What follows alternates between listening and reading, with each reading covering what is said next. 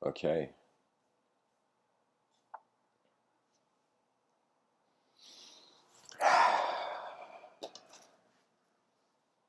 so it begins.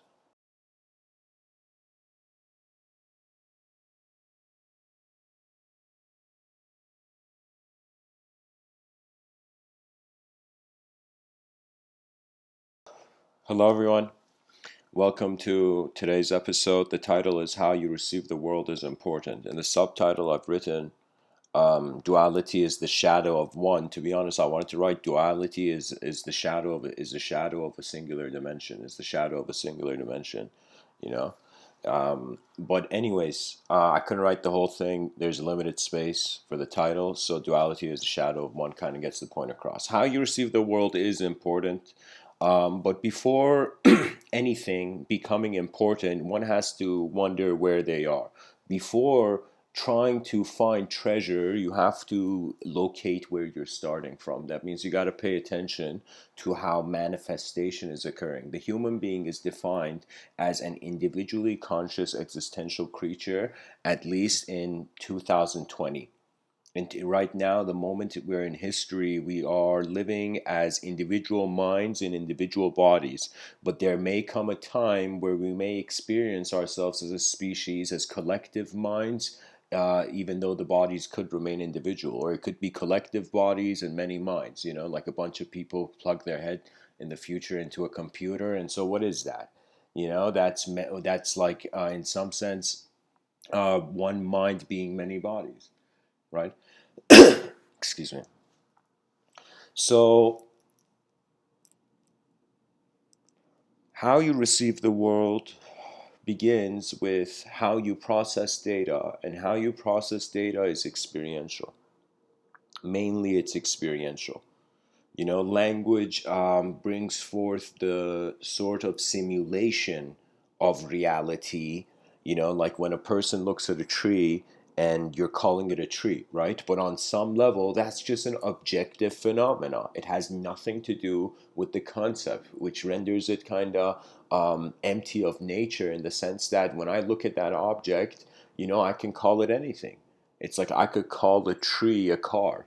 Why don't I call trees a car? Because there's a certain we decide and we agree upon factors. There's one view that you think you're just an individual being right now, and there's another view where, as you go look at how this individuality is here, you discover various layers of pattern recognition, various ways you as a human being have experienced this life.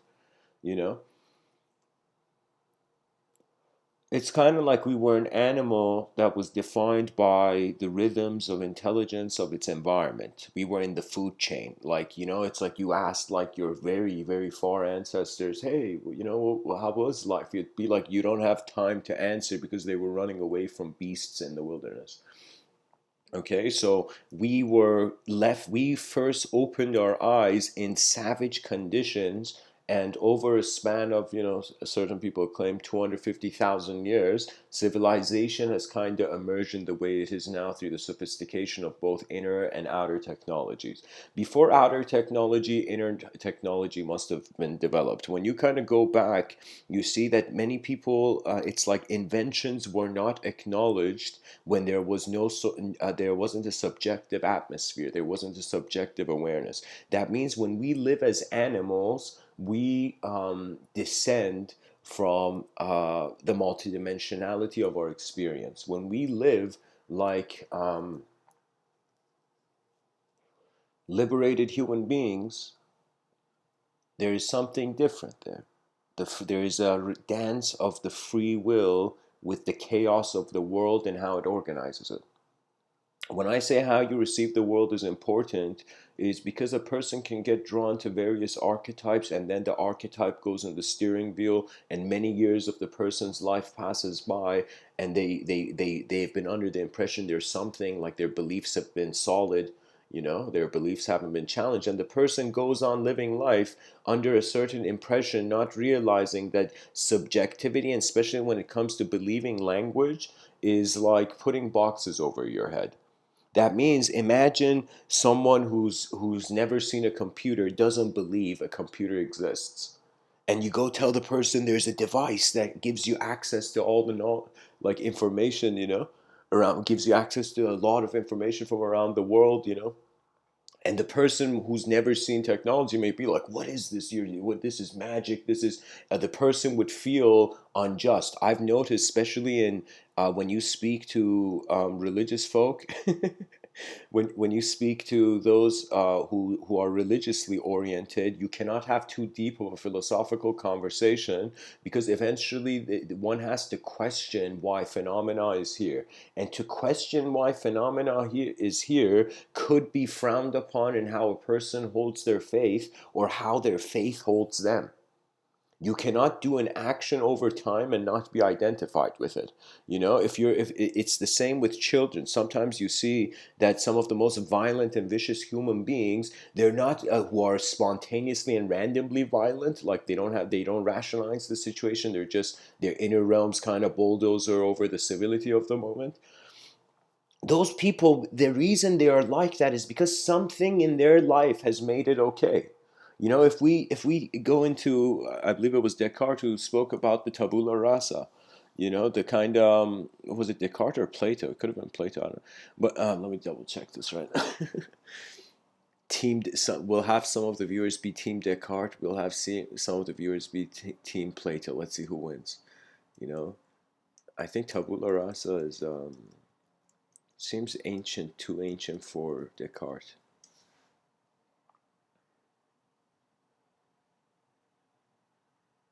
Let's see.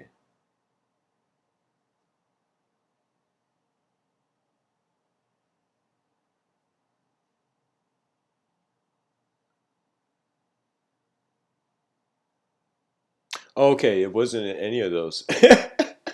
It can be traced back to the writings of Aristotle.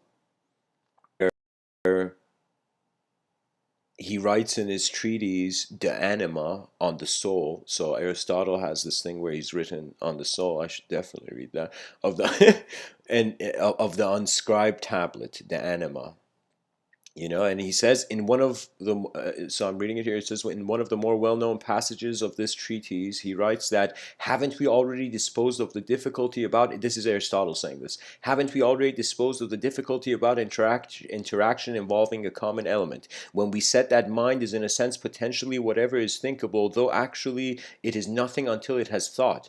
What it thinks must be in just as characters may be said to be on a writing tablet on which as yet nothing stands written. This is exactly with the mind. Yeah, yeah. So what Aristotle is doing is he's one of the early birds in our history to kind of notice a sort of void underneath the extension of knowledge.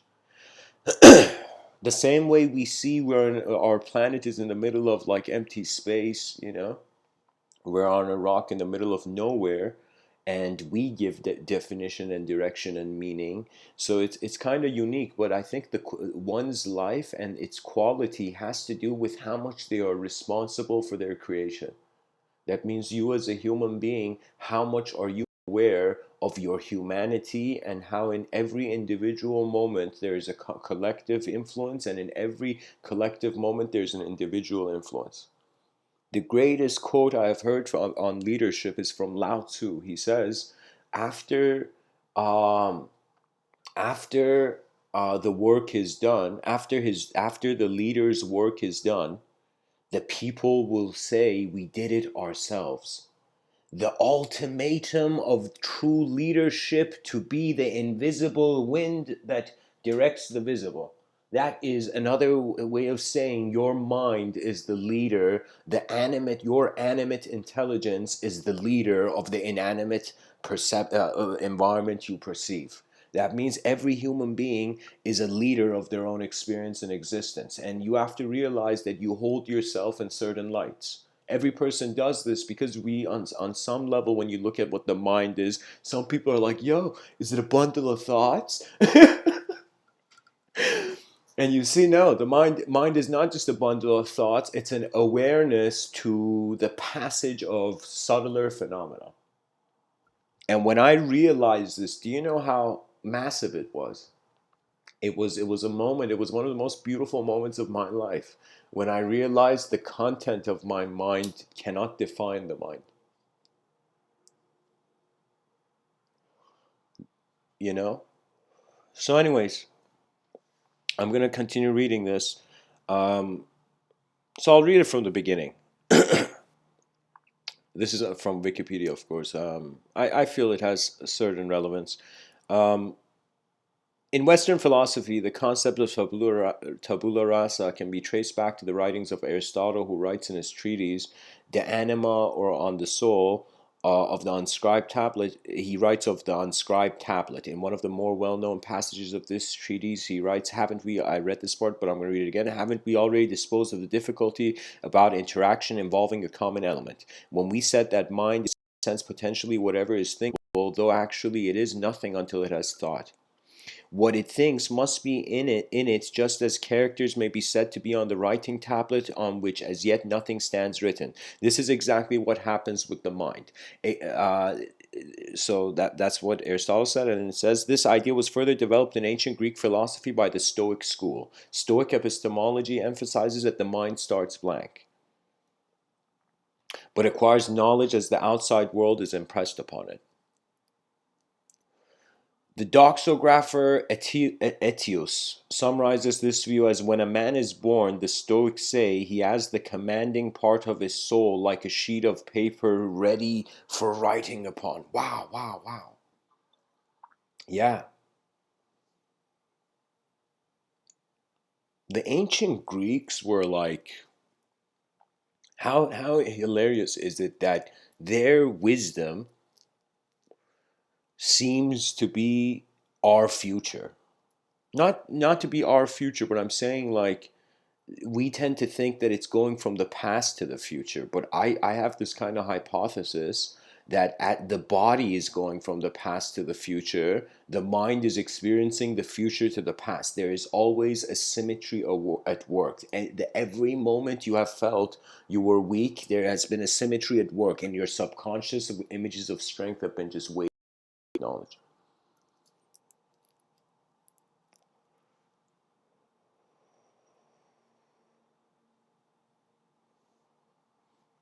Diogenes Laertius, I think this is a different Diogenes than the well-known Diogenes, the father of cynicism. Diogenes Laertius attributes a similar belief to the Stoic Zeno of Citium when he writes in Lives and Opinions of Eminent Philosophers. So Diogenes Laertius is saying this. Perception, again, is an impression produced on the mind, its name being appropriately borrowed from impressions on wax made by a seal. And perception they divide into comprehensible and incomprehensible.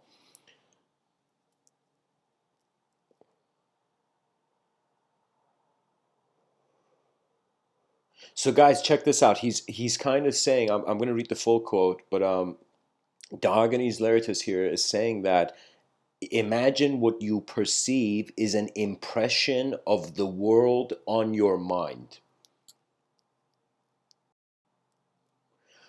He says perception, again, is an impression produced on the mind. It's namely being appropriately borrowed impression from impressions on wax made by seal. And perception they divide into comprehensible and incomprehensible. Then he says comprehensible, which they call the criterion of fact, and which is produced by a real object and is therefore at the same time comfortable to that object. I call this the objective realm. Incomprehensible, which has no relation to any real object, or else it has any such relation, does not correspond to it. Here, I'll say it's like the known and the unknown, not the objective. So, I mean, one the relationships that subjects have with objects is very vast. It's like the same way of saying like it's like trying to understand all the behavior of all creatures on the planet just through the human framework. It's like impossible, you know. So he says comprehensible, which they call the criterion of facts, and which is produced by a real object, and is therefore at the same time comfortable to that conformable to that object. Incomprehensible. Now he's talking about the other one. He says which has no relation to any real object, or else if it has any such relation, does not correspond to it, being but a in distinct representation. So guys, actually, yeah, so this is the objective realm and the subjective realm. So yeah, pretty much all philosophers have noticed experiential how their experiences translated into dualities, and they shared them. The first one to share it, they got defined. They tended to like hold that banner in the history books. It says, I'm going to continue reading. It says, in the 11th century, the theory of tabula rasa was developed more clearly by the Persian philosopher Avicenna, Ibn Sina. He argued that human intellect at birth resembled a tabula rasa, a pure potentiality that is actualized through education and comes to know, and that knowledge is attained through empirical familiarity with objects in this world, from which one abstracts universal concepts. So empirical familiarity with objects in this world from which one abstracts, yeah. So you need to have an existence to experience that existence in an abstract way. And he says, which develops through a syllogistic method of reasoning. Observations lead to propositional statements, which, when compounded, lead to further abstract concepts. Yeah. So what he's saying is the formula for creativity is how reality's potential is being observed, and the probabilities are actualized. So what does that mean? That means I look at this bottle of water, Fiji bottle of water in front of me, I see it. But then when I look at the word Fiji and the images of the news I saw comes to my mind.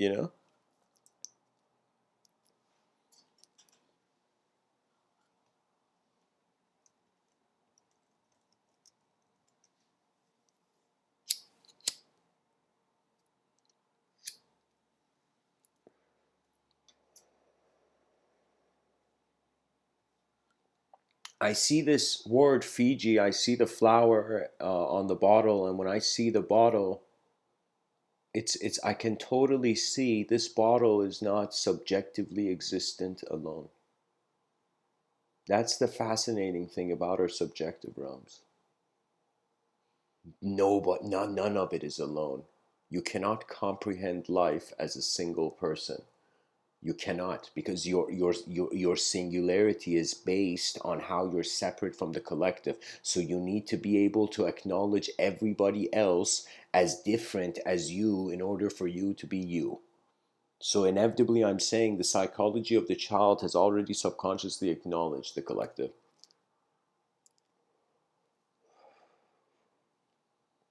I asked myself once, if there was, suddenly we woke up and there was no language, would people have fear? Would people's fears linger? Or is it the character in the story that identifies with the modality of how the state of mind has stood?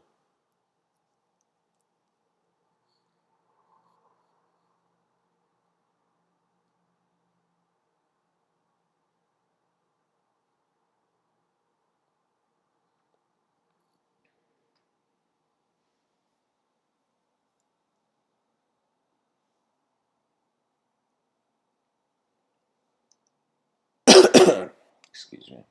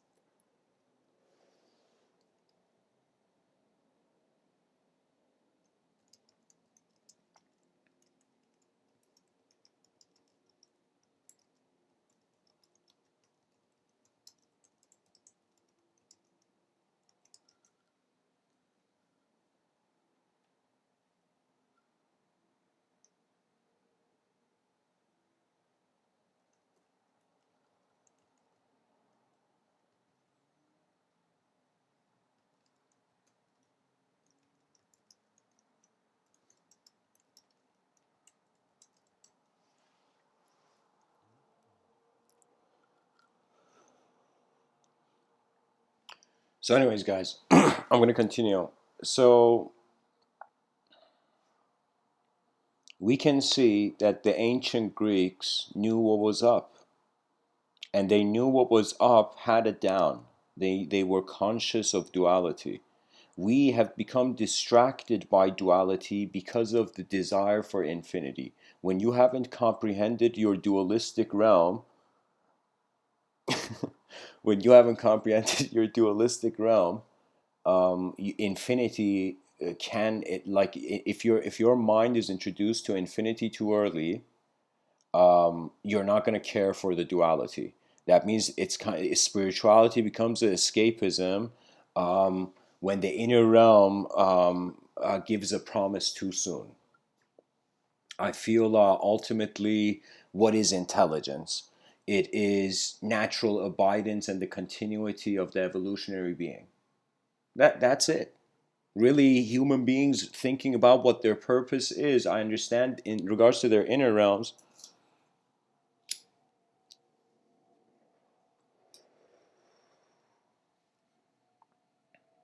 Guys, just a quick note. So I have no control over how people engage the channel, but I'll give you a recommendation that throughout the years, the way I have been drawn to using this Mr. Within channel, I treat it as a journal, as like my digital notepad, you know? And I don't I like it's random moments where I feel I have blind spots or I'm not seeing something about the moment. I just look at the time and I have a unique relationship with the numbers where, for example, right now I'm looking at the time, it's 4:02 p.m.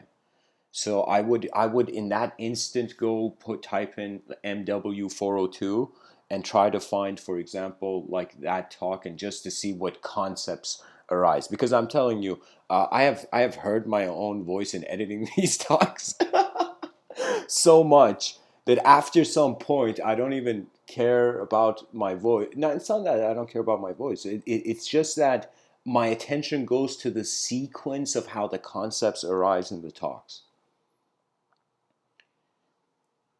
But the most crucial thing, I mean, the whole point of this channel is not to get people to just be drawn to what I'm saying. I want people to realize that you are alive once. There is no greater teaching than mortality, and mortality commands the discovery of the greater potentials of this living animal. The system is not perfect, but the system is also not imperfect. It has developed a certain capacity. The technologies we have now, if we had a time machine and showed it to our ancestors, they'll be like, yo, man, this is perfection beyond my mind can fathom. And like, what did we show them? Like a Rubik's Cube or something.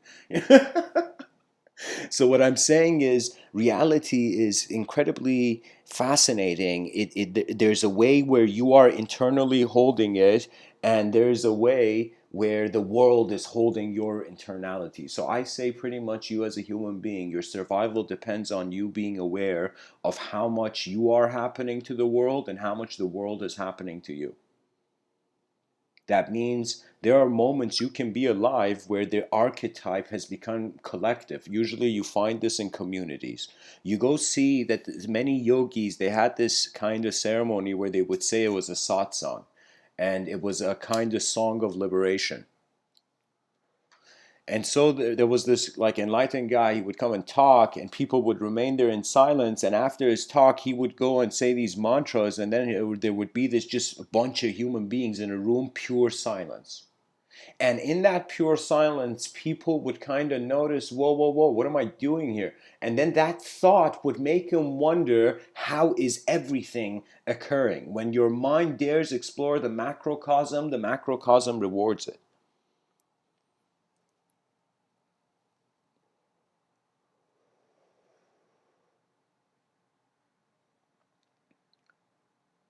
Life is something where I feel you won't be an actualized human being until you realize it is okay to um, engage it. Ultimately, all suffering is another way of saying that some part of your psyche is fragmented and is resisting itself. Mohana, welcome to the chat, guys. What I mean, your mortality, I mean the life of your body. I am certain. I am certain my physical body from 10 years ago is not the same. Literally, as much as I want it, it's like that 10-year-old, not 10 years ago who I am totally cellularly different. That means if we associate livelihood to the body, we live once. If we associate livelihood to an unknown mind, guess what? There is no death. Why would a field of intelligence, how can a particle moving in a field of intelligence die? It'll just realize it wasn't the particle. So ultimately, it's like, that's why I use the analogy of a pilot, because this is it may sound to some people chaotic, but I'm telling you, there's so much. The chaos I speak about is nothing compared to the experiential realms. That means I'm just a kind of sophisticated creature on this planet, making mouth noises. If you didn't speak English, you'd feel I'm singing this weird song. Let me tell you. So with finality, as you say, Mohana, how do you know for certain we are alive only once? You say with such finality. I say it. The physical body is a change. It changes. To ignore that fact means you're escaping the objective realm. That means you don't want to see something. So it's like you can say the ostrich found paradise, where instead of running away from the predator, it just put its head in the dirt. you know so I mean it in regards to, see, this is the cool thing about language, Mohana, that when a person speaks, I see it as a blank canvas where paint is being poured in a unique way. So every sentence I say feels to me as if I'm moving a brush in silence. Sound is like, after some point, it's like when you get over its ideological dimension, sound becomes rhythm. I don't know how to say it. It's like there comes a moment where movement becomes indistinguishable from stillness. It's as if, because your intelligence is moving, you are eternal. But when your intelligence is still, it's in some sense you see the temporality of the body. So it's like developing two strong perceptions, where you look at life and you're like, okay, I am comfortable and content with the moving. Everything that's moving forward, even if I engage or don't engage, life is moving forward. You see this. It's as if you see how the river is kind of moving forward. You know and you also see that you can also face the opposite direction of a river. That means for some people, trying to get to a side of a river is, not to like, if you go with the flow of a river, life is easy. If you go against the flow of a river, against some subconscious resistance that your psychology holds as a banner, then you'll see that banner is going to hit your head. That means some people, it's like you have to have a capacity of acknowledging subjective simulations everywhere. I feel that's the advanced communicator. I stand in a strange school of thought. So guys, you got to understand, I'm walking in a way where even the black sheep is like, what the fuck? you know and really, my approach.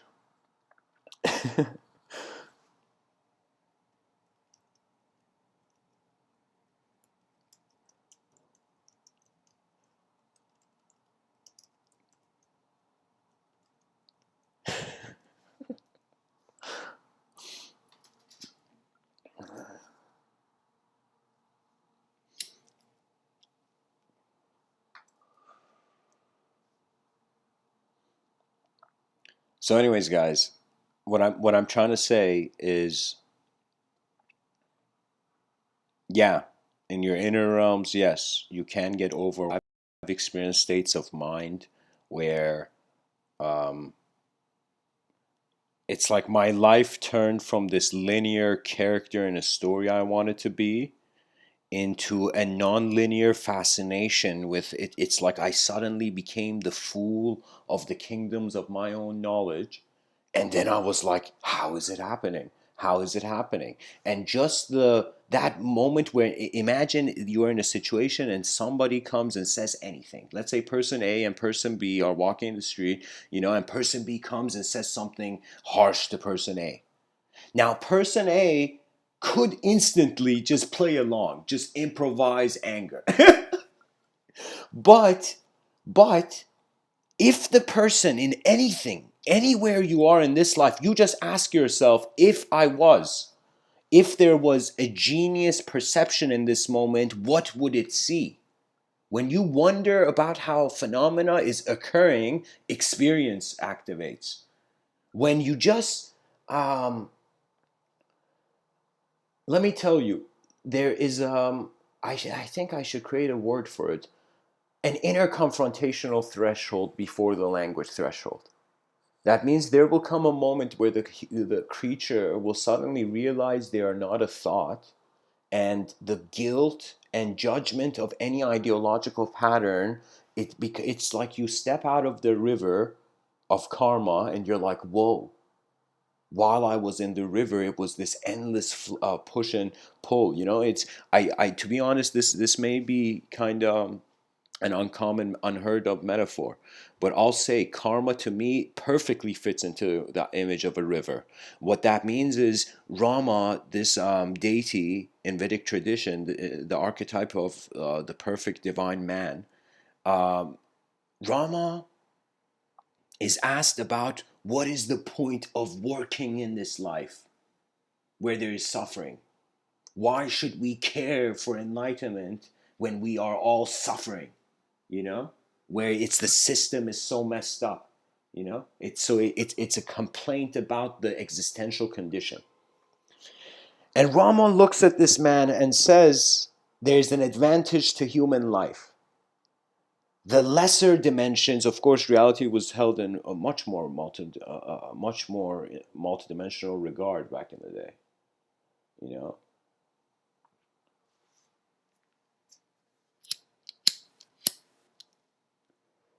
Rama says the beings of the lesser realms,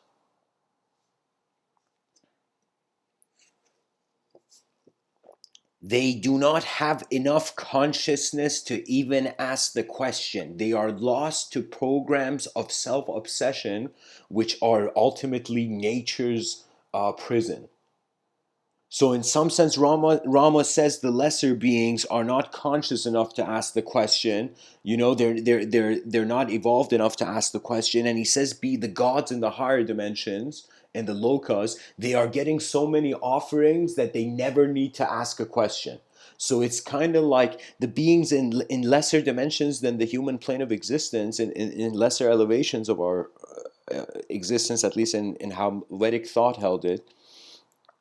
Rama said, okay, Rama said, lesser dimensions, they can't ask the question of enlightenment. Higher dimensions, they are getting so satisfied by the offerings, by the answers, that they don't need to even ask the question. And this is why in the writings of Rishi Vyasa, in the Mahabharata, there's stories where gods would come down to earth. Gods would come down to sages and yogis to get enlightened by them.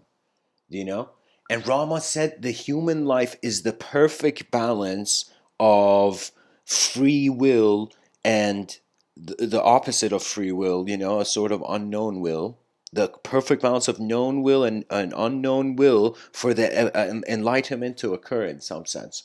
So human life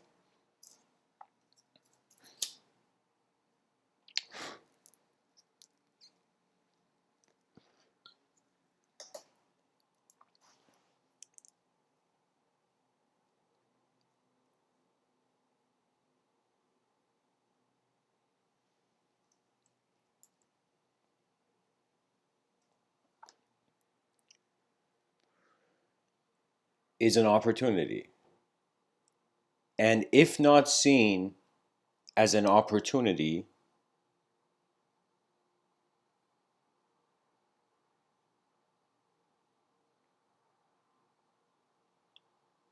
then we hover as a non-contextual sight, not realizing that this science project called Civilization, Humanity, 4 billion years in the making. We are here now. Our civilization is our stage. Pretty much what it is in regards to when you take into position the concept of consciousness, it's like this is life. Bunch of actors open their eyes on a stage. They realize they are also in control of their own lines, and they also realize they're in control of how the stage looks. And the thing is, this stage is so vast that every child born will be an actor in it. We have to encourage people to not just bunker down in the caves of their inner realms. It's the era of advanced communication. The best, it's like you don't, we have to realize that um, the mind body dualism is becoming,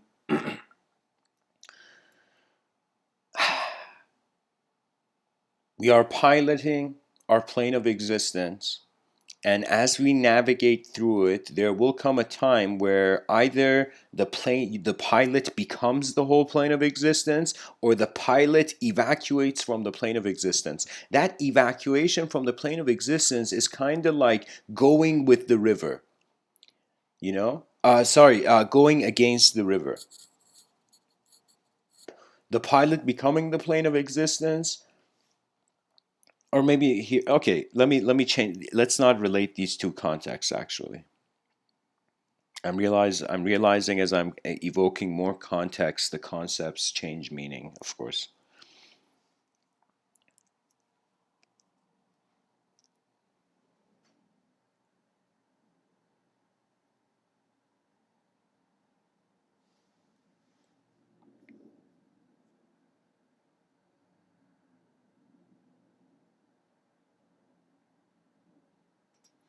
Guys, feel free. This episode is a very flexible episode compared.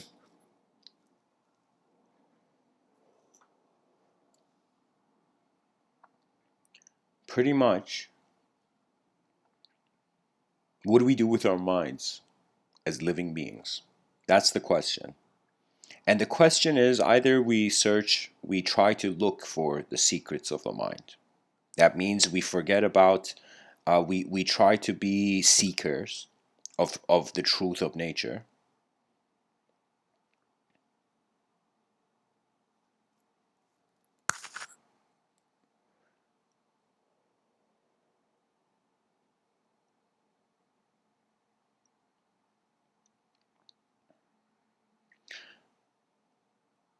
Guys, I'll make this bold claim. I claim that all ideologies in our history, all, none are excluded, fall into the classification of four dimensions: zero, one, two, infinity. I'm telling you, this every ideology can be pinpointed. And so I think if I can, there's been often I've had these kind of like inner um, questions of how to translate language into geometry. And I think, guys, in this moment, I've figured it out. Rather than the dictionary beginning, this is why I think languages become complex. Because the words are not branched out. The words stand on their own. So it's like, it's much more complex to philosophize about reality if you consider parallel dimensions. Like in one dimension, you're combing your hair right, in another dimension, you're combing your hair left, like two different senses of self simultaneously existent, right? Or even more, or endless dimensions. So you see, when it comes like that, the value of the question is shaken by the vastness of the question not being able to have an answer that man's mind can contain.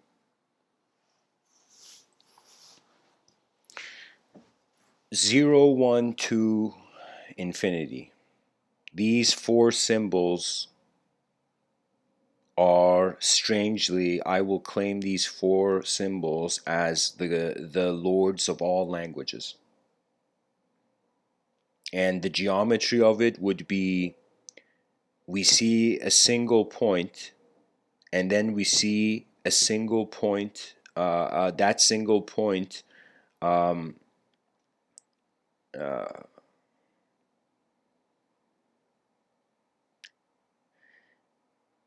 it's like, let me see if I can kind of use a religious metaphor here.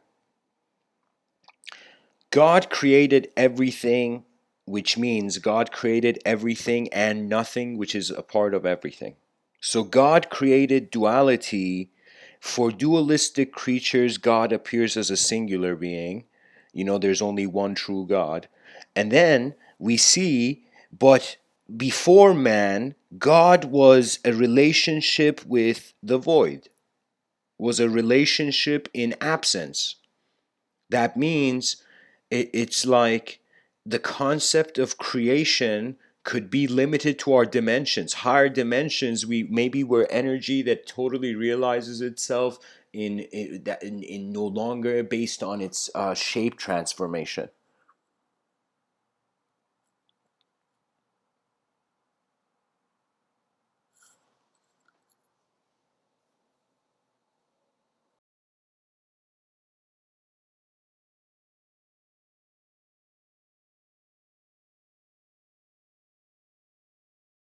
I feel, guys, this is what happens. Either you control language or language controls you, and the you that controls language is not just the physical body, it is a spherical moment of how attention is being energetic intelligence. When you realize the simplicity of energy, when you realize how energy could never have made a mistake, your mind begins to fathom dimensions of perception that it's as if you begin having 3D thoughts in a 2D world. You begin having 4D thoughts in a 3D world. You begin having 5D thoughts in a 4D world. You begin to see evolution is not escapism. It has no story. No language can be connected to this vast movement. So what it is we are living in the mystery of intelligence. And that's the fascinating part. That's enough to just live this life full out and see what happens till then.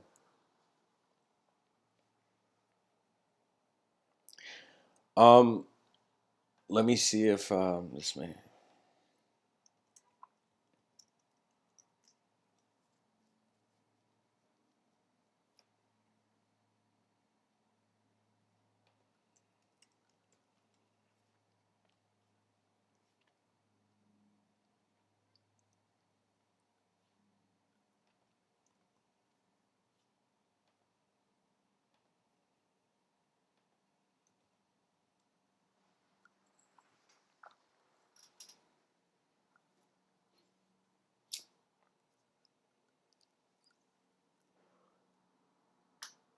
Dominic, if if I could give a response to your question, so they're formed or created by gods to the known. Um,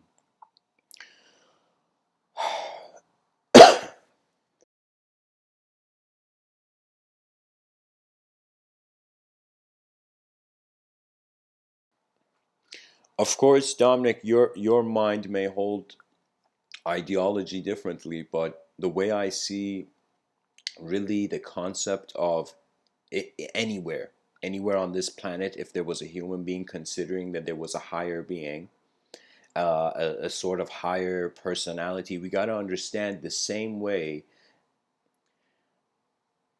they become avatars of knowledge.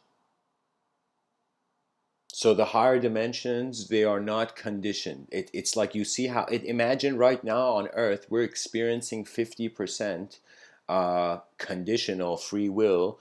Sorry, yeah, 50% unconditional, the free will, and 50% the conditional, which is divine will, which is the laws of nature in the world. In other words. So in the higher dimensions, if playfully we were to think there was a trans-dimensional tourist destination, like a multidimensional tourist destination. That next dimension of a higher, like the 3D of our 2D, would be 100% the free will is animating it. You're pretty much a mind. So this is an interesting thing, that the concept of enlightenment, it is something that people, sure, people can get enlightened, but the concept of a world, a universal sector, a galaxy getting enlightened,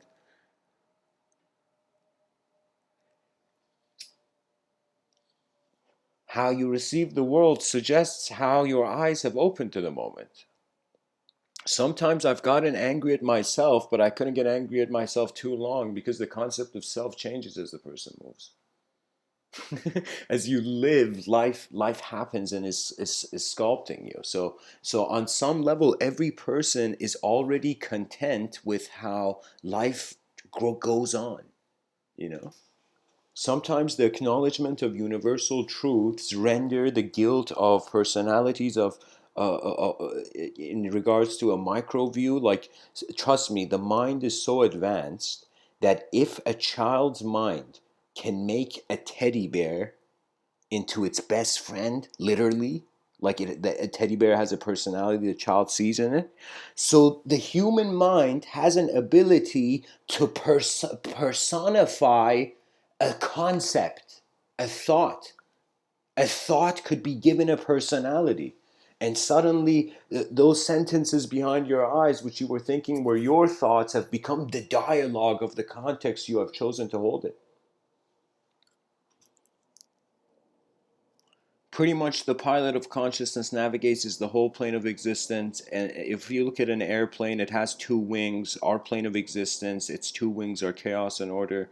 The confrontation of this ultimately will change a search for language to, like, it's like some people sometimes are looking for um,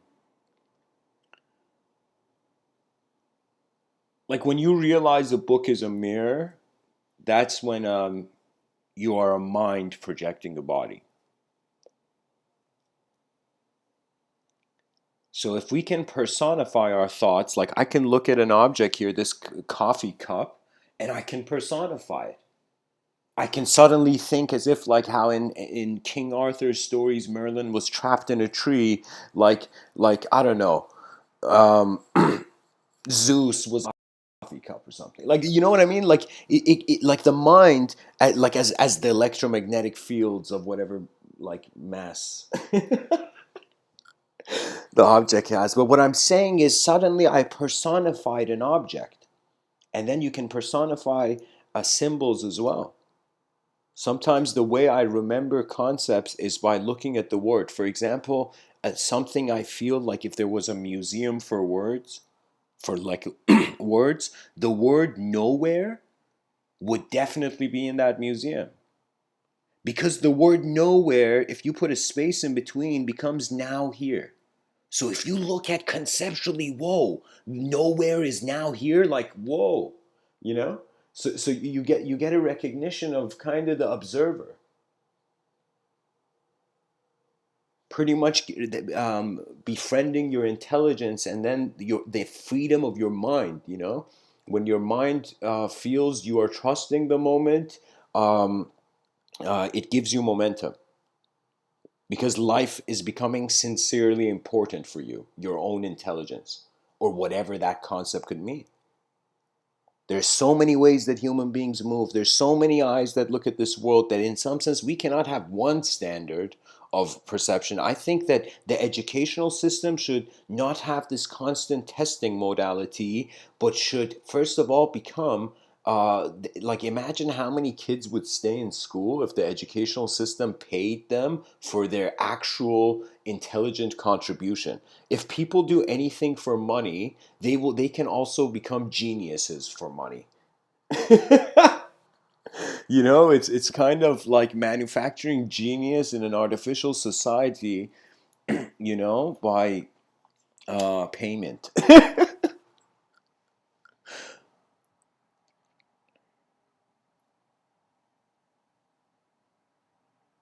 So Dominic, here's the thing. Um, First of all, language.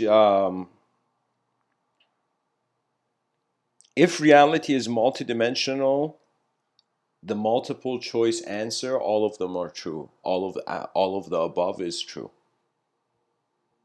That means if there is unconditioned and if the cause of that moment was through freedom, nothing can make it unfree.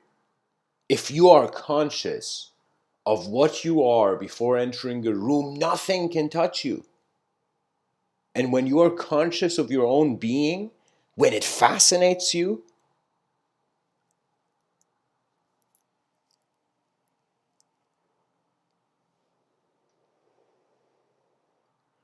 what it is our conditioning has limited our ability to animate as personalities that can challenge their world in a healthy way. To be honest, the civilization we're living in now has been made by lazy people. I am telling you, civilization is inefficient. And I'm not saying we haven't made progress, and we've made incredible progress, and I'm grateful for all of it. But I'm telling you, the like, you know how we have in a pack of wolves, like the alpha wolf. I feel in regards to visions of efficient clarity, there is an alpha vision. There is a hierarchy of various methods that lead to various results. Our civilization should become like those kind of movies where the whole town, every person in the town, whether it was the baker or the tailor or whatever, they were all martial artists. So imagine we live in a civilization of mastery, not a civilization of enslavement. Because in a civilization of enslavement, you will treat your inner realms like how society is treating you.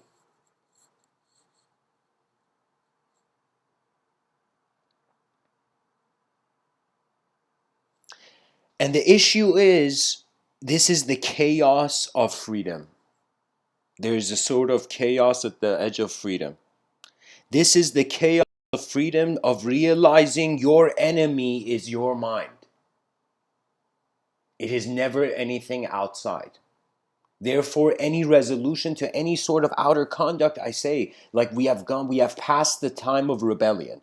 Because the retaliation of, like, back in the day in the French Revolution, if the dudes rebelled, like if the people rebelled, like, okay, swords and at most like slow, like kind of like bullets with gunpowder, and they had to kind of put the bullet in, you know. So it was that kind of retaliation. But now it's as if the government is heartless, it will make its communication with the citizen robotic. If it makes its communication with the citizen robotic, it doesn't have to deal with the human nature, so it authorizes more cruelty. So what I mean by this is there has been a confusion, and this confusion was unavoidable because as the population increased, the presence of people's minds increased. So as there is more people, automatically there's more questions asked.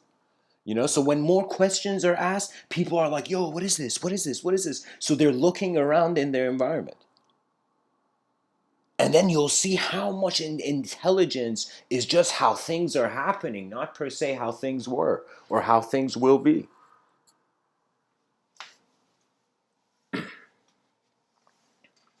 You know, you could be the smartest professor, but if there's like a volcano eruption and somebody tells you to move and you're like, no, I gotta finish my essay first, you know? You know, so you'll see it's like it's the decision in the moment, the response, the type of response. This is why now it's society is so artificial that people's popularity falls and rises. You know why? Because it's self-entertainment. Really, it's self-entertainment. We do not care about what entertains us anymore. Do you know why? Because we do not, it's like the mind, this is the thing. There's this something fascinating about the psychology of an elephant, like an actual elephant. The elephant is connected with like a steel, chain, like a steel chain, connected to, imagine, like with a, let's say, a very tight rope. The leg of the elephant is connected to a metal pole. The elephant tries to escape, it can't. It experiences for months an inability to escape the chain. Do you know? And so after a while, the elephant stops attempting because it's not as advanced as a human being. Like we can work hard and continue through our failures, but some creatures, they can't continue after their failure. They don't have any subjective capacity to hope for more. They're just an effort and then it stops for them. But for us, our effort continues in vast spectrums and in a multidimensional landscape. This is why all those people in history, imagine all those billionaires who care about their legacy. What is that? You care about how much your voice was heard, but if you do not hear the voices of your world, your voice will never be heard.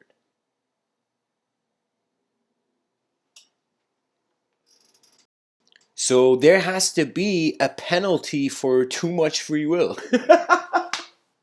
A financial fee. It's like we don't get this idea that violence is good or bad. We just say it's like if it occurs, there is a fee you have to pay. You know,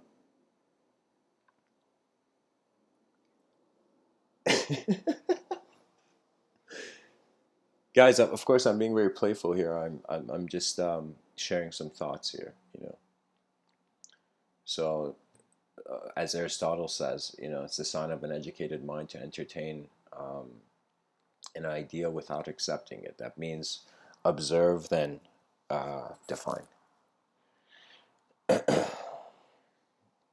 So anyways, the elephant is taken, and you see like its psychology never like it's connected to like a plastic chair. The rope is connected to a plastic chair, and the elephant doesn't try to run away. And it can, but it doesn't try to run away because something has happened to it so much with that misery. And I see there's many, of course, many people hold their archetypal mind expresses differently throughout the day. I've seen people who I would call they are zombies of misery.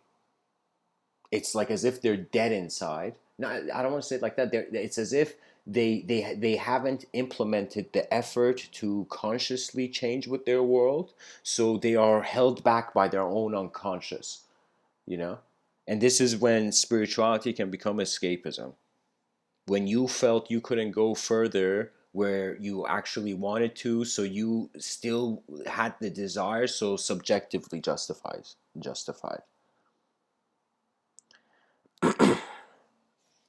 So anyways, guys, how you receive the world is important. How that elephant was receiving the world in that moment was important. It could have been free. It could have been like, yo, that's a chair, like it like but that's the thing. So civilization is not mindful of this, and because civilization, like I feel, government will inevitably become just a resource station. That's it. Like it's like people only need governing, you know, if their conduct is inefficient, you know. So if the individual became efficient, then the governing system wouldn't have a purpose. So I'm not saying the death of national identity. I'm kind of projecting this idea as if, like in, like, I don't know, 110 years, natural disasters force us to become one global nation. We become the only country that exists called Earth.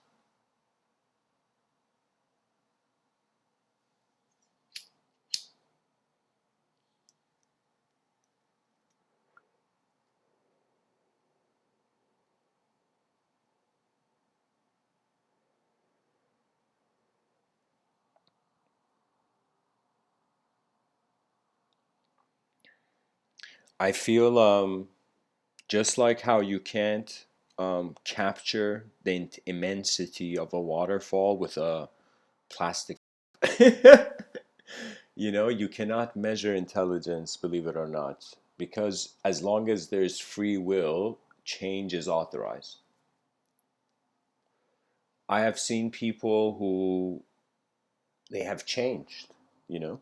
I've seen creatures of misery after years as if they had gone through a metamorphosis of joy. Like the human being just realized, okay, why am I just every day projecting like inefficient visions of self?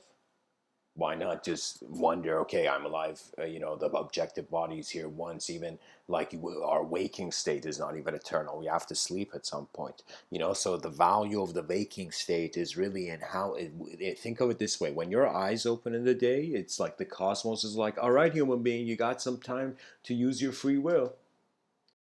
Human being goes back to sleep, and that's when the waking state becomes a place of bliss.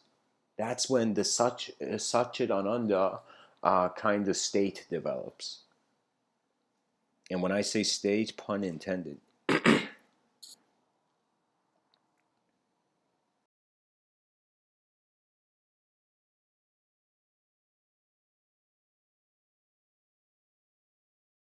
The cool thing is the mind is animate. And so you can say that like right now as I'm speaking, I can totally see how like if I want to grab like this cup here and drink from it,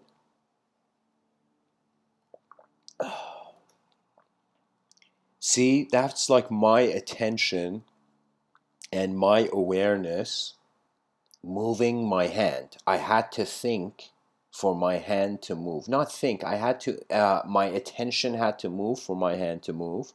And when I look about, like, am I thinking about how my heart is kept right now? And no, a lot of my body is being in automatic control throughout the day. I don't think about what's occurring behind my skin often. I'm usually concerned about what's occurring in the world out there, right? So because of this, and not that I'm saying a person should this to their body. The body is a gift, and to keep it healthy is to truly appreciate what's inside.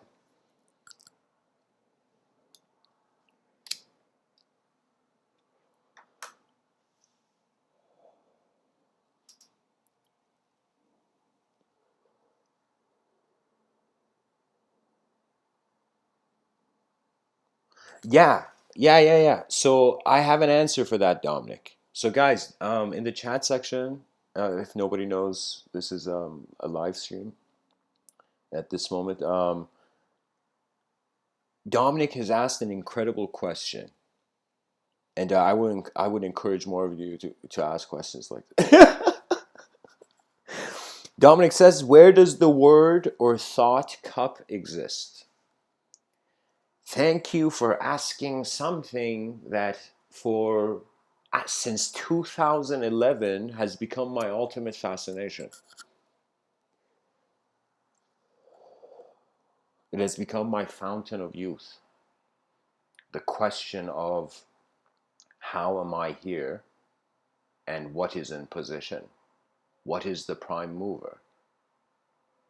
So my immediate response, because we gotta see, I feel that questions of this depth have to be responded through various dimensions. So the way I'll classify these dimensions is I'll talk about them as if they're programs. Okay, so I'm going to assume that my first response to this question would be from a cultural program kind of view. So what would it be? It's as if the thought cup, like right now I'm looking at this cup and the thought, I say it exists in an inner room. Your imagination is a room of subjective projection which you have access to. So that's a cool way of saying it, Ivan. Yeah, and a sort of inner green room or whatever. But like, like it's actually a pretty cool idea. But I'm saying, really, what it is personally existent.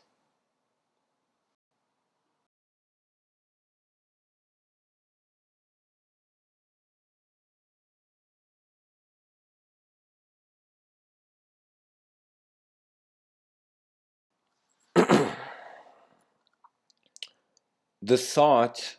requires an object. Your imagination requires reality. You can kind of say reality is imagination already given. Like an exam, it's already given. The question's given. Existence is given. Now, experience, which is the free will factor, is questioning, really. So really, if we identify more as an existential being, of course, will be defined by the laws of nature. But if we identify more as an unconditional being, behind your eyes, there are ways you can exist that is totally against, not against, but totally like it's like behind your eyes, you're having a three-dimensional experience, but in front of your eyes, you're working in a two-dimensional world, you know?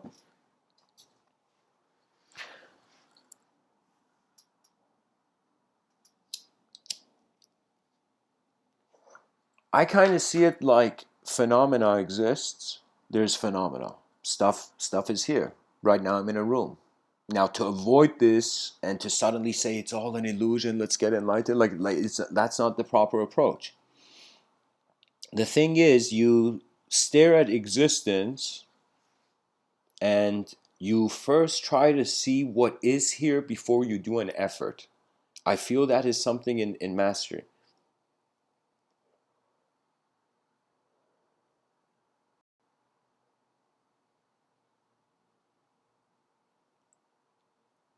When the mind doesn't fear stillness and silence, there is no death.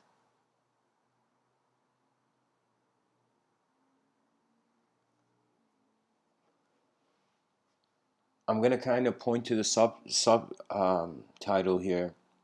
How is duality a shadow? I feel the void is like the sunlight. Uh, the void is the sunlight.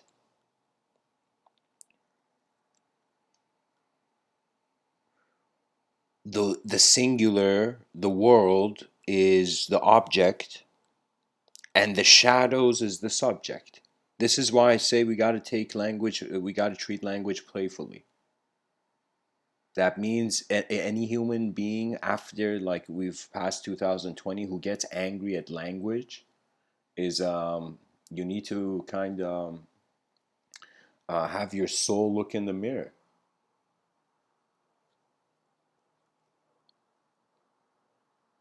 But I'm kind of implying this in a sense that you become curious about your own intelligence, because I the last thing I like, I if somebody asks me what do you believe in, Mr. Within, I'll tell you I don't believe language can contain the experiential truth. That's it. It's beyond the language threshold. That means it's not conceptual. It's like a 2D question um, suddenly has a 3D answer, and the 3D answer, whether said or not, it doesn't matter. The 2D question doesn't need it.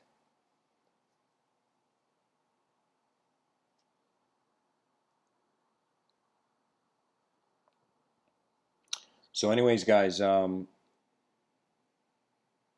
thanks for tuning in.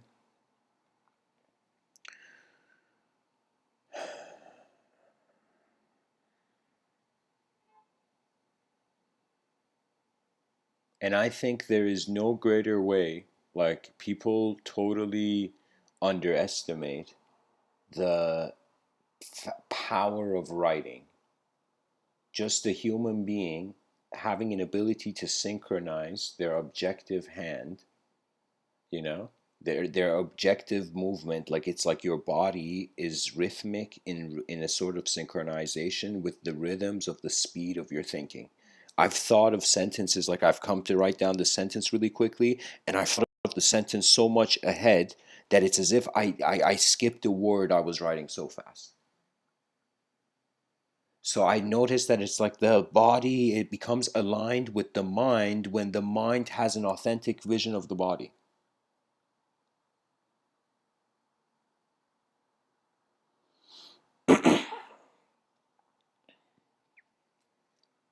Some people thought Diogenes thought the mind was homeless.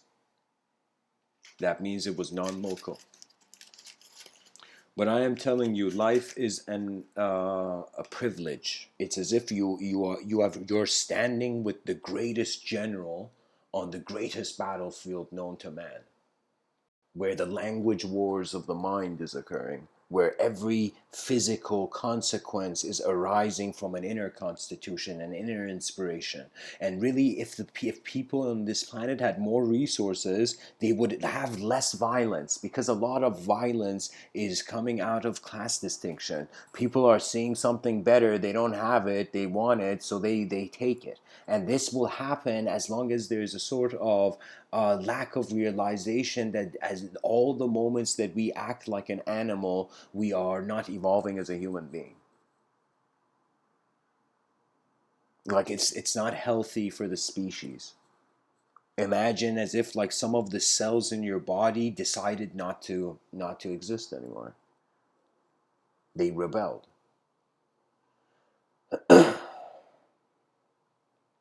But life is what it is. You can ascribe the decision. Sometimes I've come to blame myself, and I've realized that myself is the whole cosmos. Whoa, the mind is being the moment. Whoa, what happens to judgment then? What happens when you're waiting for judgment, but the ultimate archetype doesn't have a hammer? It's like the judge came without a hammer.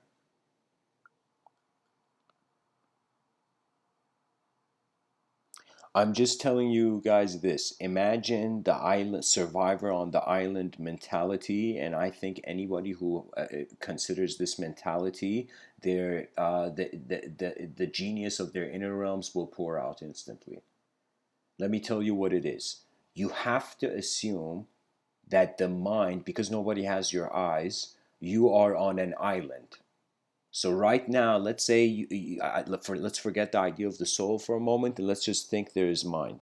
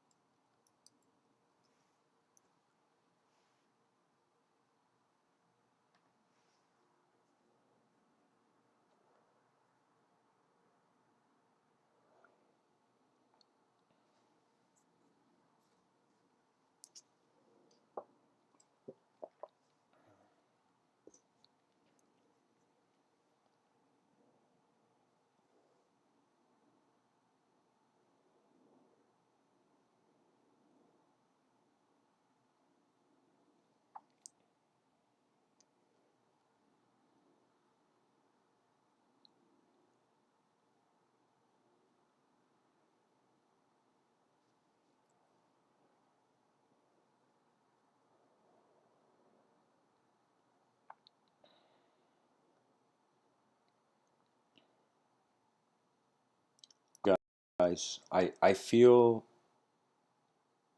when you treat your as if you're all alone, your mind is alone with itself. When you can confront that,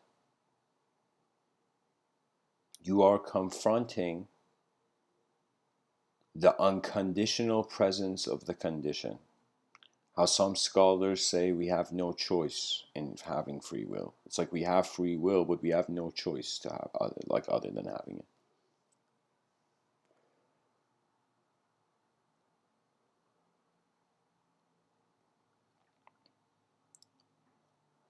I know that a lion is designed to roar. And I know that the human mind is designed to roar multidimensionally. And only when you feel pure loneliness, you will take responsibility. That means any human being who has at some point seen something, and they've acknowledged the reality of the situation, and they on their own, like it was their nature, whether they wanted to or not, their nature pulled them to go assist that moment. That's the beauty of freedom, that you are not your active your actions are not endlessly filtered through language all the time. you can actually see the living world as the silence that observes all the movement, the stillness that observes all the movement, the silence that observes all the sound. Silence is as genius as every word ever kind of designed.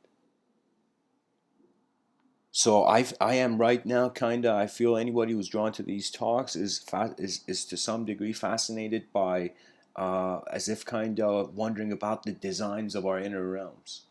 The designer doesn't have an emotional attachment to an outcome. The designer sees cause and effect as a design.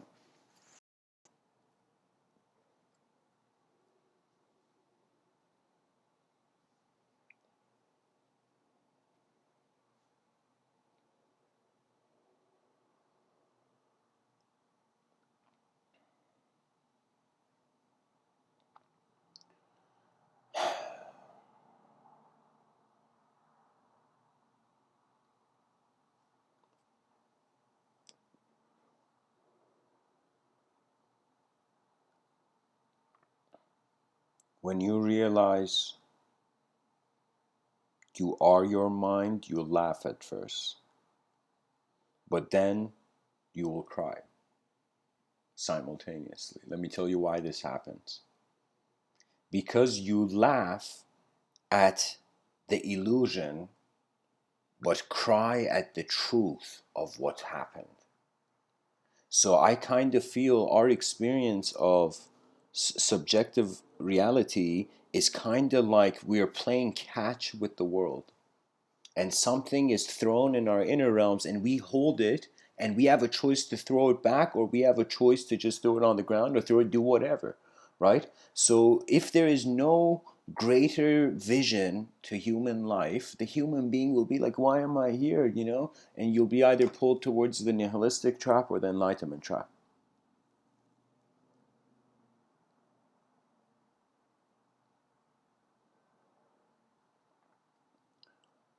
Sri Ramana Maharshi says there will come a time where all you have learnt will be forgotten, as if everything you have held will be dropped. Alexander the Great, the way his ceremony was after he passed away was he was put on a boat with his arms wide open. It was as if he instructed that. And it's like people were like, why was Alexander the Great's arms open? Like on this burning ship moving slowly into the sea, you know? And, they said it's because he wanted to say, I came and I conquered, but I am leaving empty handed. You see, this is what happens when you conquer the objective realms and you still have an ego, you want to conquer the subjective realms. But when you go to conquer the subjective realms, you're trying to contain the unknown with the known, so your known archetype eventually shatters in your fascination of what is new.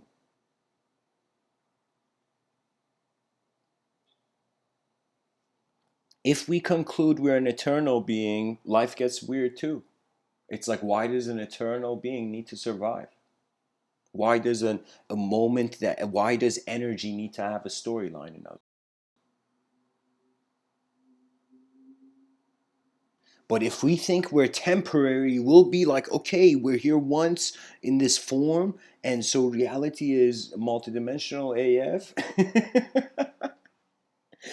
And so it's all about the management and navigation. I mean, like most people we can say they like the experience of driving and navigating, right? I've noticed that people, like if they want to be engaged with something, right? And they want to be engaged with something where they can maintain levels of comfort where their true intelligence can be active. That means, I kind of realize it with the stress ridden kind of society we have designed now, of course the employees will have fallouts. That means it's as if all those wealthy entrepreneurs didn't realize if they made the system, the culture of the company, the corporate culture completely transformed into its opposite. Perhaps you see people in freedom will contribute genius, but if they feel their freedom is taken, they will go into that system with a hidden hate. And that those corporate cultures are just it's hard to watch. It's like, it's like someone um not realizing the box on their head. The cubicle is not the perfect environment for the mind. We should take Buckminster Fuller's advice where he said the best kind of room to experience is like half of a sphere. So, I mean, of course, I don't have the, maybe hopefully one day I could engage the dreams of an economical mogul.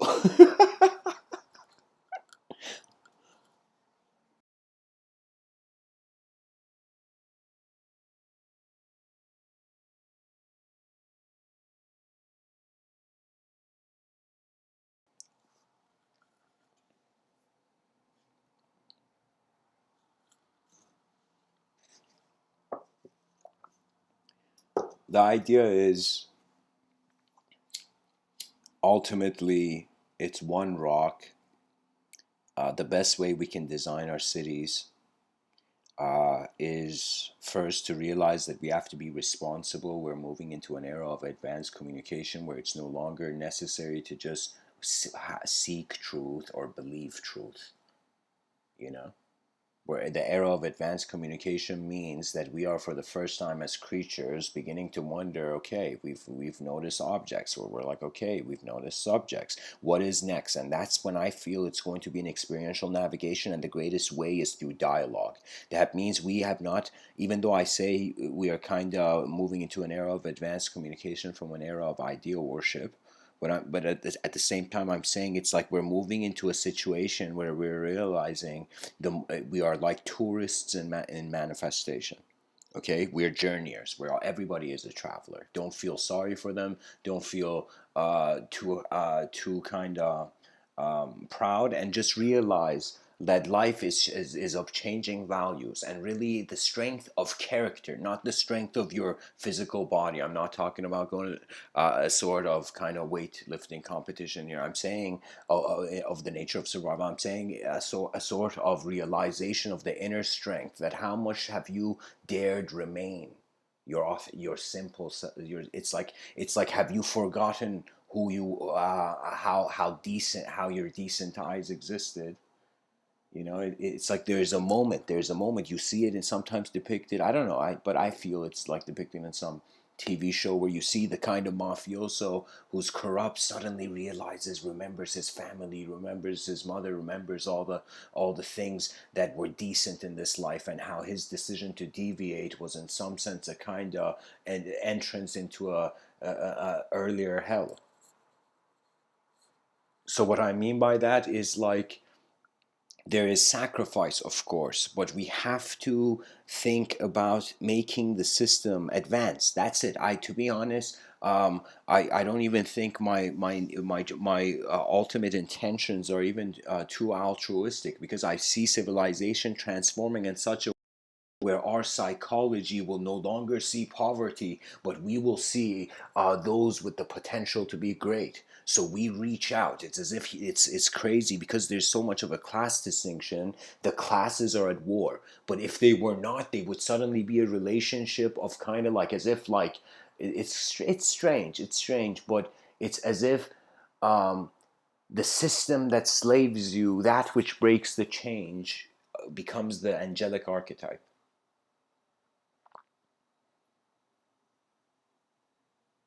That means your attention decides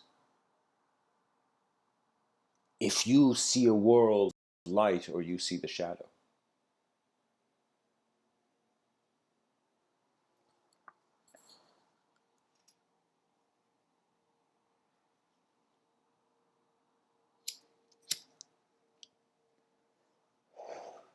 Unfortunately, Dominic, in the chat section, you cannot kill words.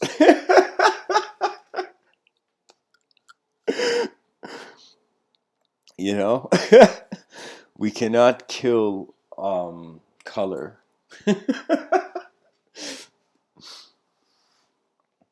I don't know why that strikes me as so funny. But I'm just being playful there.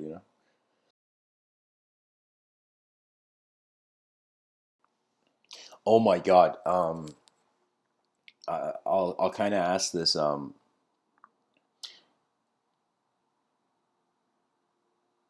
Dominic, you said your last comment is he will be rebooted. I have in one of my science fiction kind of stories, a science fiction novel that I've been working on for a while.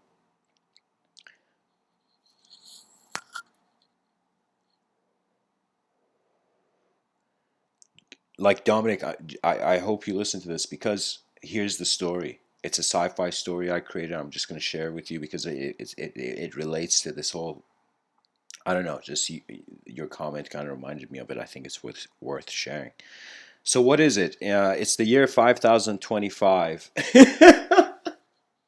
It's the year 5025. Civilization has changed its face. Ultimately, the story begins, the science fiction novel.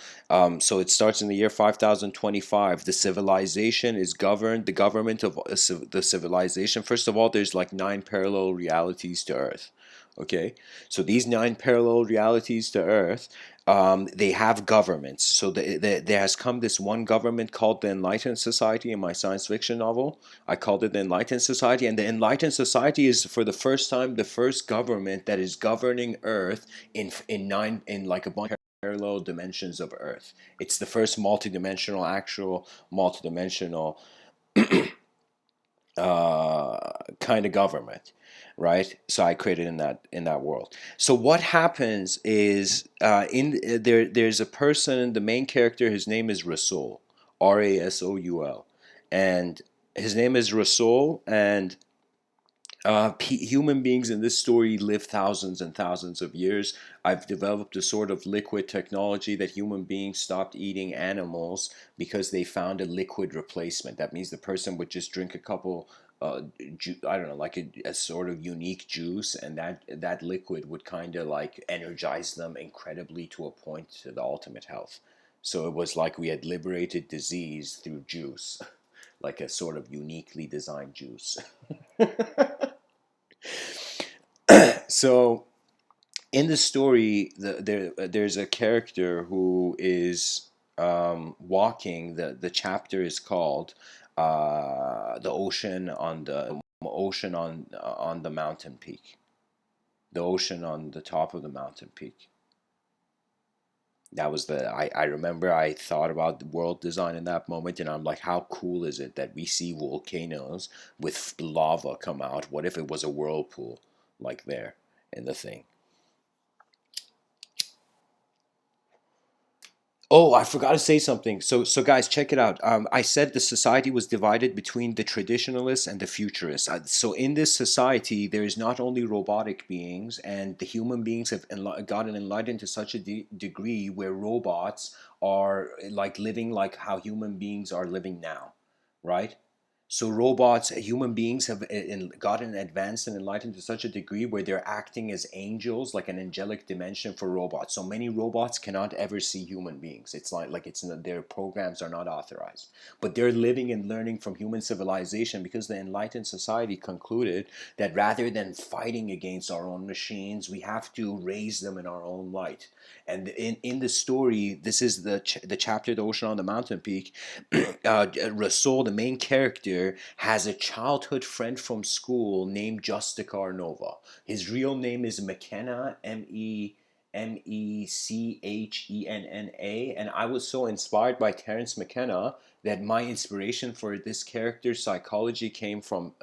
That's why I called it, like, how Terence McKenna's last name is McKenna.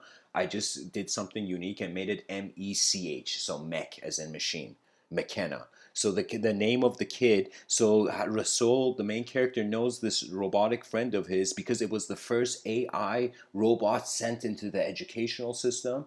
And Rasul became friends with him pretty much. And there's a very complex storyline I've developed for this, which I can't share because there's so much things I gotta paint before even sharing. Like, I'm sharing fragments. Uh, Out of enthusiasm with you, to be honest. I shouldn't be sharing it like this, but anyways, um, I'm getting excited. So what happens is there's all these kinds of beings, and yes, exactly. There's a story. Thanks for reminding. So what happens is this robot. Okay, in the school, there's a chapter I've written where Rasul's father comes to pick him up, and in the car, in this kind of futuristic car, his father says his father's name is Bismillah. You know,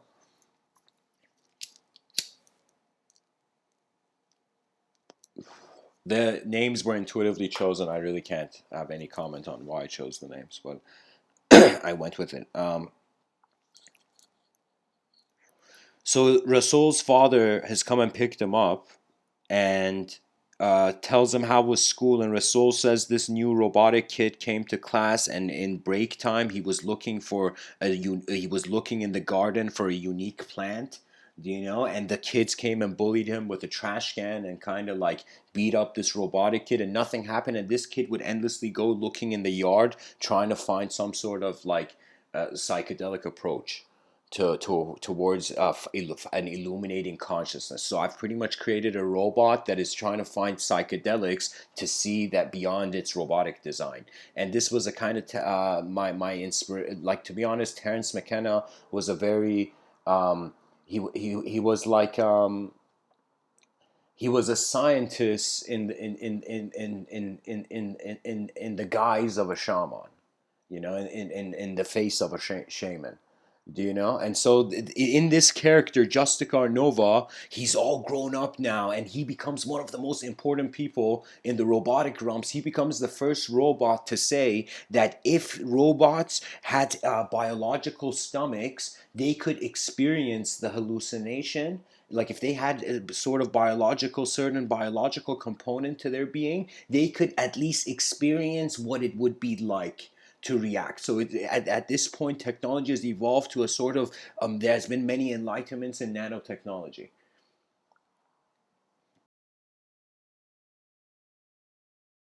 So one thing I gotta finish before I continue. Um, yeah, the traditional is the future. Just for a second, pause the story of Rasul and Justica Nova walking on this mountain to go to the ocean on the top of the mountain peak.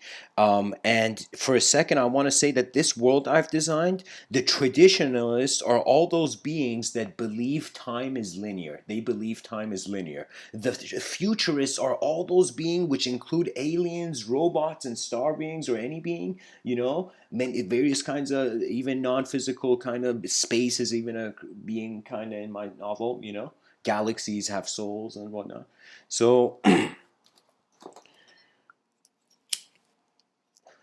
they are called the futurists. And as the futurists, what the thing about them is that they have they feel they're eternal beings. So civilization has developed where some people walking in the street, whether they're robots or aliens or other human beings, they are futurists. Their philosophy and their beliefs are all there. They claim themselves as futurists. That means they believe they're eternal. They believe they can't die. Even those human beings that want to continue more than their, like, I don't know, 10,000 threshold or something of living. Anyways, that's how the society's designed. Now, the way I've designed this novel is that the main character, Rasul, is strangely every character. Everyone knows who he is in the novel. I just decided to create a character, make the main character like that. Do you know? So, and everybody in the novel just comes and says, "Oh, wise one." His nickname is Wise One. And so there's many things. Anyways, I'll just continue the story. So Rasul and Justicar Nova, now, just after he made some immense contributions and he kind of made a religion for robots, and then kind of broke that religion to match the high realms. So in some sense, he brought this thing where he was telling all robots that we are all beyond the programs we're in, you know. So his personality is like a Native American shaman. So he's actually, I thought, how fascinating would it be, like a robot which has the personality of like a very spiritual oriented person, you know? And so the Justic Nova is talking to Rasul, and he says, my old friend, I received a vision in my inner programs, and in the vision I saw you die. He says, I saw you die, and I saw many things, and I saw that there's this person named Dante, and so I was, he says many things. He saw a sort of inner calling, like an inner program, like the robot. The thing is, robots are, they don't hate humanity, as many narratives in our entertainment sector suggest. In this story, humans and robots understand each other, but multidimensionally, you know.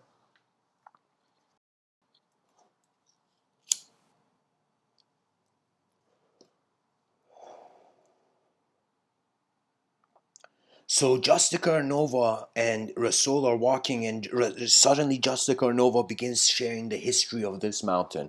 And he says this is a very divine mountain, and few beings have ever truly gotten to the top. Some people have gotten to the top and they've never reached it.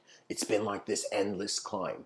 Some people have reached the top, and now Justin Carnova is telling the story. And something about his dream, he says, at some point I reached a point of my inner vision, like in his robotic kind of in quotation spiritual vision.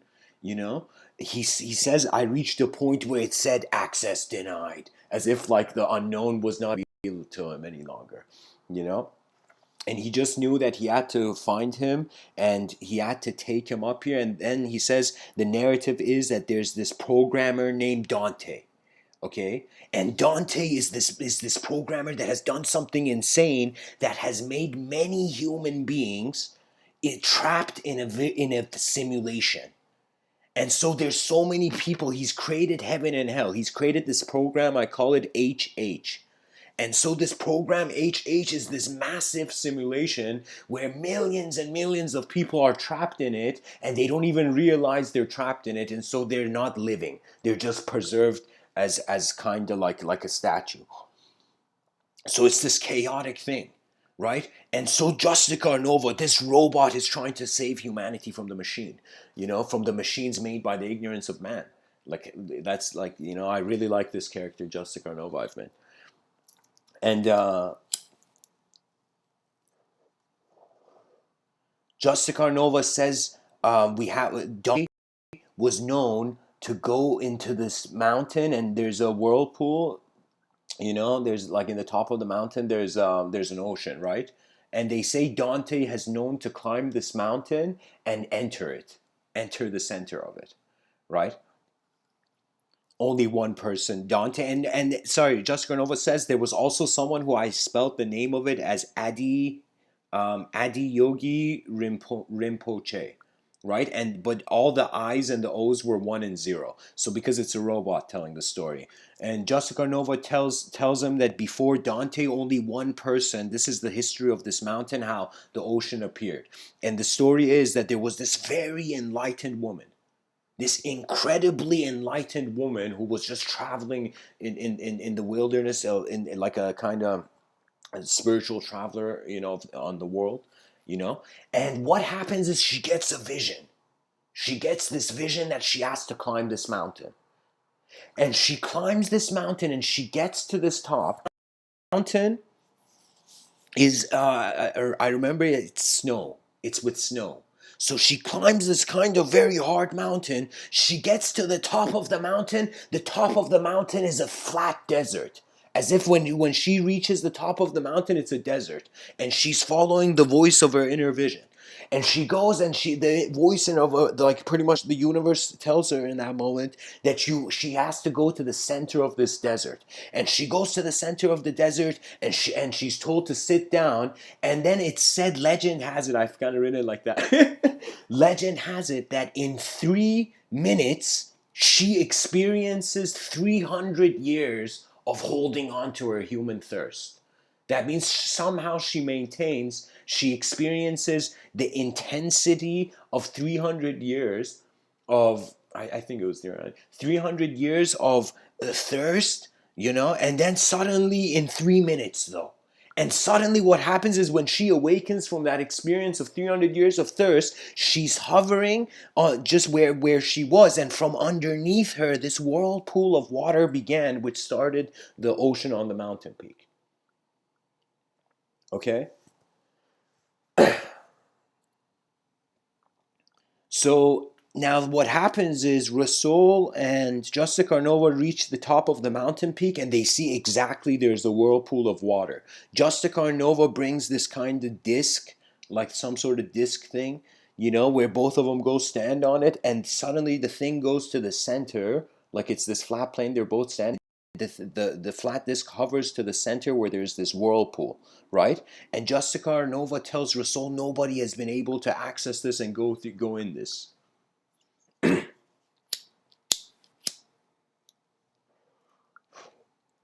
And oh, guys, I forgot the sequence.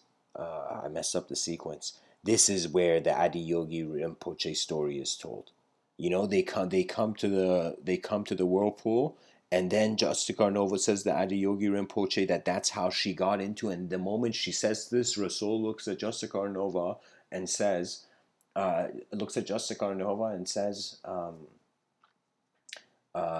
know what I need to do. He sits down. So Justicarnova is there standing with him. He sits down.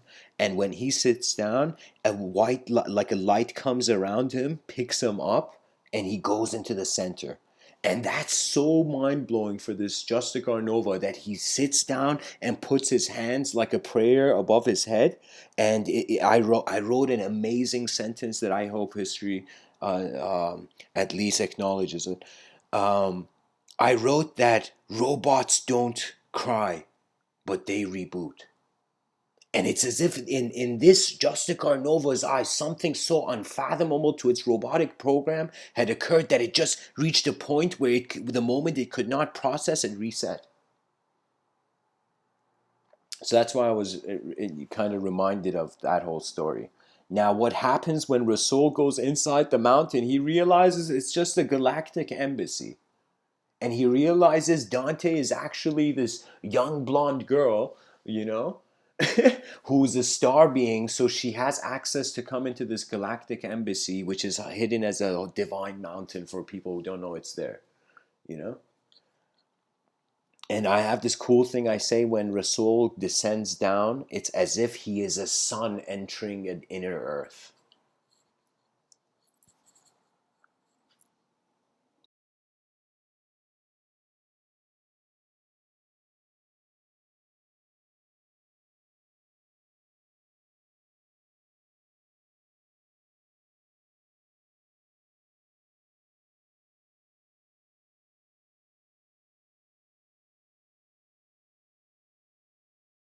Something cool I should mention, guys.